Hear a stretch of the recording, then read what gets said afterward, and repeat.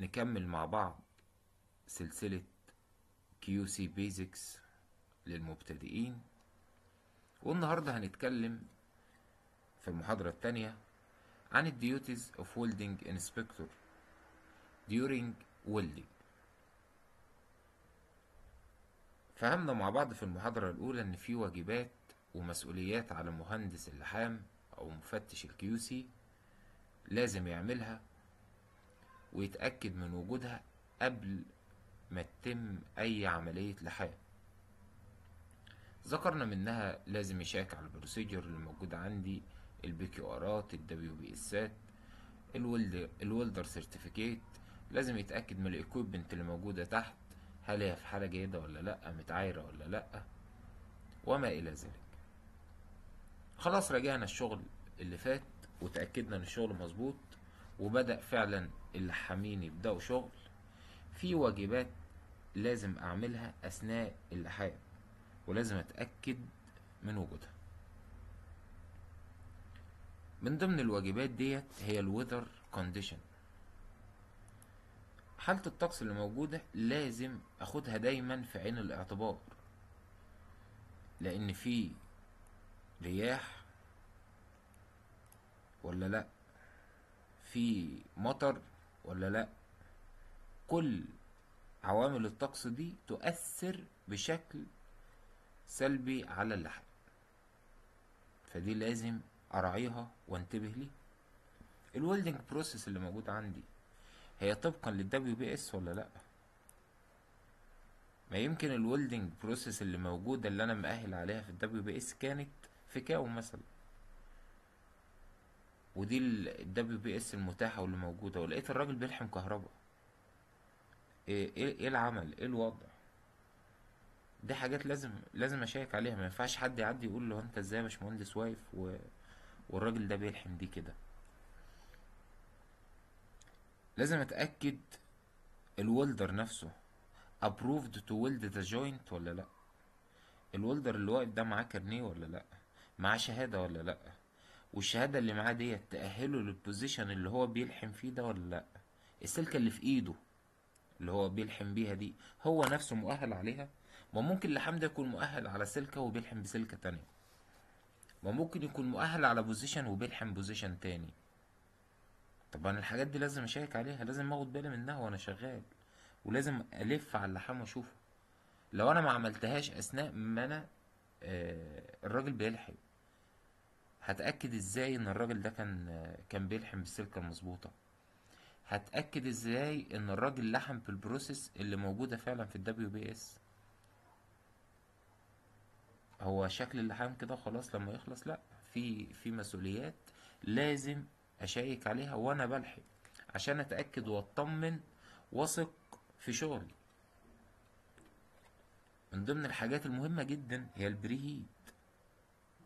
البريهيت لو موجودة عندي برضو نشيك عليها ونتأكد ان هي في المينيموم تمبريتشر، في المينيموم. البريهيت من ضمن مميزاتها ان هي بتريديوس الكولينج ريت عندي. كل ما فرق درجات الحرارة ما بين السطحين بتقول لحام يكون قليل، كل ما معدل انتقال الحرارة يكون قليل، وبالتالي ما يبقاش عندي تخوف ان يكون اتكون مارتنسايت عندي. من ضمن الحاجات التانية برضو المهمة بالنسبة لي وانا بشيك الماكسيموم انترباس تمبريتشر، ان اللحام ما ياخدش كل الجرعة على السخن. لحامين كتير بتعمل الخدعة دي عشان تنجز في الوقت و... وتروح. لا، الكلام ده ما ينفعش. طيب الانتر باس تمبريتشر ده شيك عليها ازاي وامتى؟ قال لك تشيك على الانتر باس تمبريتشر دي قبل ما اللحام يلحم الباص التاني. يعني انا عندي اللحام مثلا غرز، المفروض يسيب الجنطة تبرد، لقيته داخل يلحم اشيك على درجة الحرارة، لقيتها معدية الماكسيموم رينج بتاعي اوقفه ما يلحمش دلوقتي. ليه؟ انا بدي هيت انبوت عالي قوي. طب ما ده ممكن يعمل عندي جرين جروس ويغير لي المايكرو ستراكشر بتاع الماتيريال اللي موجود عندي. الماكسيمم انترباس تمبريتشر مهم جدا اشيك عليه، لان ممكن عدم الاهتمام بيه يعمل لي جرين جروس. اللحام شغال على السخن، هيت انبوت عالي، خلاص بقى الجرين جروس موجود. طب ما ده هيغير في المايكرو ستراكشر بتاع الماتيريال. طب ما ده بالتالي هيغير الميكانيكال بروبرتيز اللي موجوده.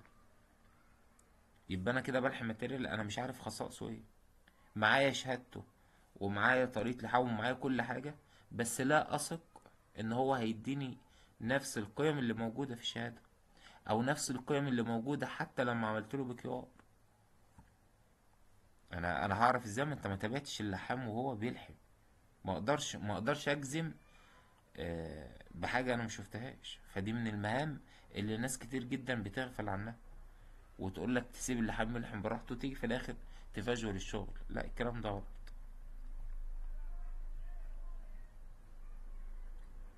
من ضمن الحاجات المهمة جدا واحنا بنلحم هي الويلدنج كونسيومابلز.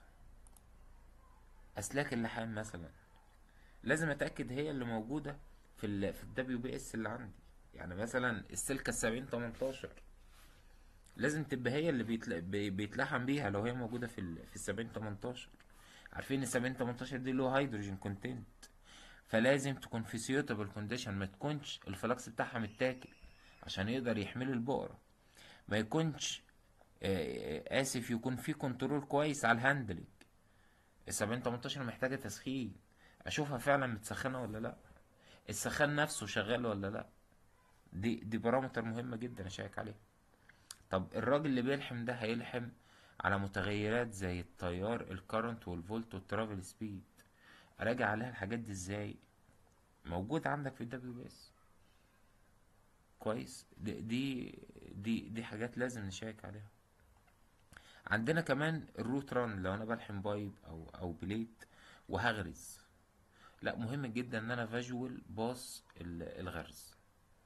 مهم قوي قوي قوي ان انا استلم الغرز بعيني، ما سيبش الناس تغرز وتملى وتكاب وانا مش موجود في المكان.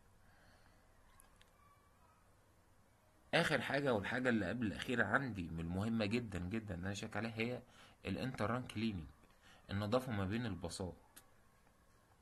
مهم جدا جدا جدا ان اللحام يبقى عنده الكونسبت ده، وان انت تنبه عليه النقطة دي. اللحامين طول ما انت حاططهم معاك في الصورة هيدولك احلى شغل. لغيتهم من الصورة مش هيهتموا بالشغل.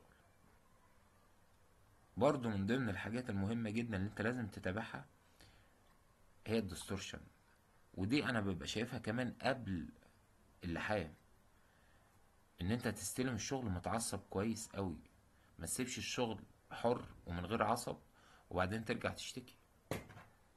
فدي من ضمن كمان الحاجات اللي ممكن نعملوها قبل ما نلحم، مش ديورين كمان. فدول كان النهاردة كام بارامتر بمنتهى البساطة بنتكلم فيه عن الديوتيز اوف ويلدنج انسبكتور.